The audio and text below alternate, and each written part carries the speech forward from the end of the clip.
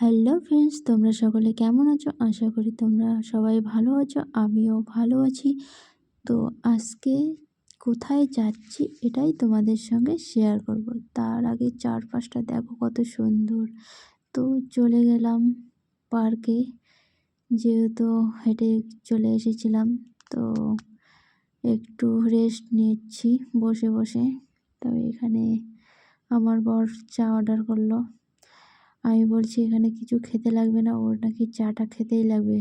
চেয়ারে বসে চা না খেলে মানুষ খারাপ বলবে। তো চাটা অর্ডার দিল। তো ওয়েট করছিলাম।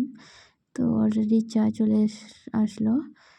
তো আমাকে চিনিটা দিচ্ছিল। ওখানে তো চিনি দেওয়া থাকে না, যে যেমন চিনি খায় তো দিয়ে দিচ্ছে। তো পাশেই আমাদের এখানে সুইমিং পুল। তো চলে যাচ্ছি, একটু চারপাশটা একটু ঘুরবো, দেখবো জায়গাটা।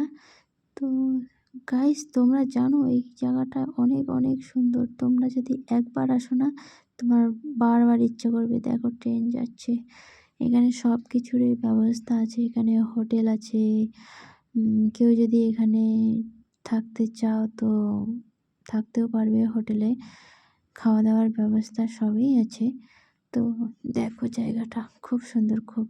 আমার তো মন ভরে গেছে। আমি আমি আমাদের গ্রামের ওইদিকে কোনোদিনও এরকম পার্ক দেখিনি। ফার্স্ট টাইম তো লাফ দোলনা, আমার তো হাসি পাচ্ছিল।